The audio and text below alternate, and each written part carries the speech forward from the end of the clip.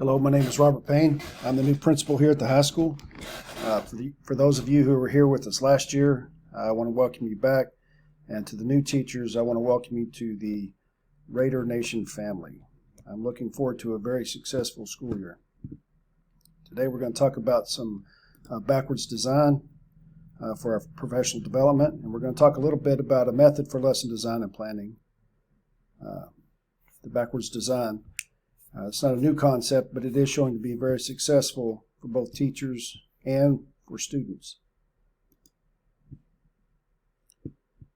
So what are the benefits to teachers and students of this backwards planning? The design helps teachers to plan course with purpose and intention. This type of design strengthens alignment between student learning and actual student work. This creates a more transparent instruction, better student engagement, better teacher engagement, and finally students don't feel like a lot of them do nowadays, that the time is wasted in class. So like in a traditional design, teachers would simply just plan their lesson and then head towards the assessment. In backwards design, the process works backwards, just like it says. So here are the stages I have listed here for the steps in this backwards design. First, you're going to identify the desired results. And then next, you're going to determine acceptable evidence of learning for all the students. And finally, you're going to plan the learning experiences and instruction. And so let's talk about each one of these steps, and we can move on from there. Stage one. Stage one, you're going to begin with just a few ideas first, like what do you expect the students to know or be able to do at the end of the class unit or the course or whatever they happen to be. Bloom's taxonomy can serve as a good place to start in writing our learning outcomes. So if you look here, here's a chart of Bloom's taxonomy chart. You're probably familiar with this. You've seen quite a bit of it. The TEKS are actually based on the idea of the Bloom's taxonomy. Students should be able to create, evaluate, analyze, apply, etc. for all their lessons. And this particular learning design is going to help us get there to that point. So like for example, in stage one, we can refer to the TEKS, and I picked the history TEK because I've taught history before in the past. So I'm going to use this history TEK for the high school for this example. So let's take a look at the TEK here shown. The history TEKs can be found in 113. The overall goal for this TEK is that the students can understand traditional historical points of reference in U.S. history from 1877 to the present.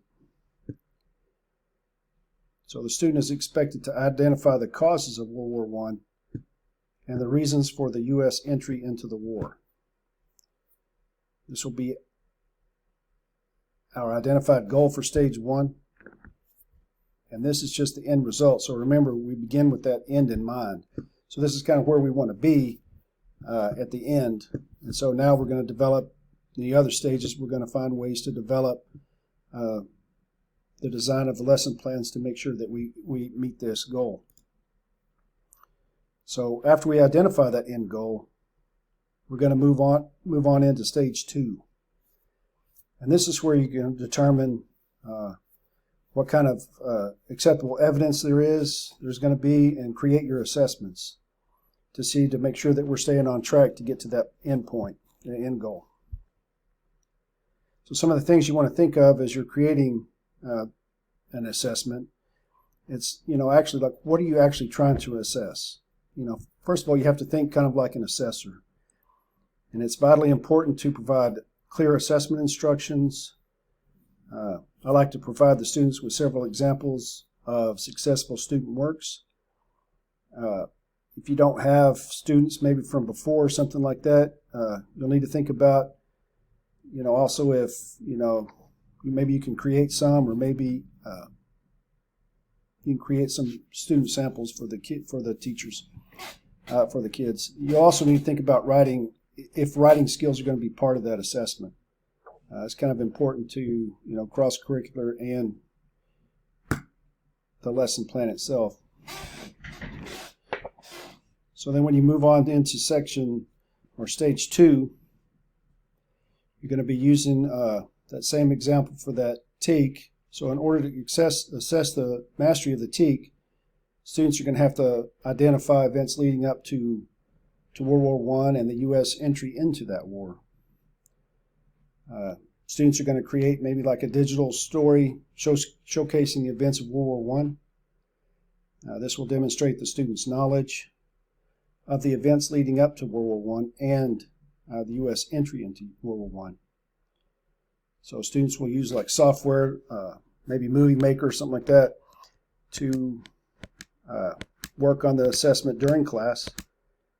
And we're going to use a rubric that I provide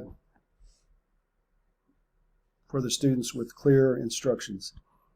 So my students have really enjoyed creating these digital stories, these digital videos. It kind of helps with students who are creative, and it's a way for them to demonstrate their mastery of the subject and engage the students and get them really going into what we're really trying to do. Some other things another example of an assessment that I've used in the past, especially for this particular TEAC where we're leading up to World War I and the U.S. entry into that war. I use a Socratic seminar for this assessment.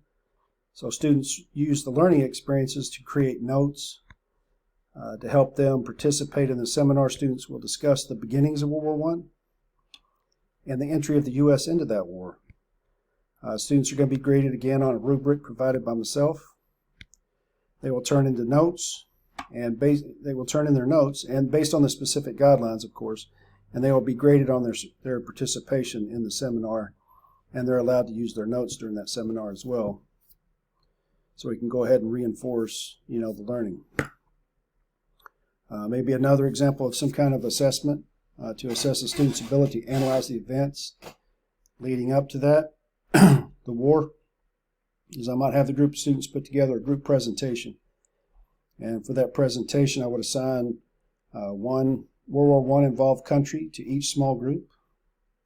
And this group would report out in a formal presentation using PowerPoint, Prezi, or Keynote, their country's position prior to, during the war, the alliances that they held with other countries and agreements. And the students would follow, again, the rubric provided by me. So in stage 1, we identified the end goal. In stage 2, we created an assessment to verify that the students have achieved the goal. And there are plenty of assessments you can choose from for stage 2. And we just gave a couple for that. So now we're going to move into stage 3. And so during stage 3, you'll plan the learning experiences and instruction that will lead our chosen assessment, like the digital storybook. I have a few ideas for my class for these learning experiences. And one idea is that we visit the library, and students work in pairs to learn about one event that led up to World War I. And then they're going to share the information on their event with the other groups. And they're going to get those from maybe watching a PBS documentary, History Channel, History Vault, something like that. Maybe some books on the era. And so another example of the lessons to prepare would be to, watch the documentaries and those events leading up to the war, like I said before, on PBS or the History Channel, or some other documentaries that would engage the students. And so after watching the documentary, students will answer the questions about the events portrayed in the documentary. So I pre-learn it and write the questions for them. One more example used in stage 3 to prepare students for the History Channel for the U.S. history assessment is the lessons would occur over several days. I would provide mini lectures or skinny lessons, basically short but sweet, on the events leading up to World War I, and the U.S. involvement prior to the and I would do that, and I'd give that prior to the first mini election. I would provide the students with a graphic organizer for them to record the important points from each main event or situation leading up to the war. They would then use this graphic organizer when they are preparing for the assessment.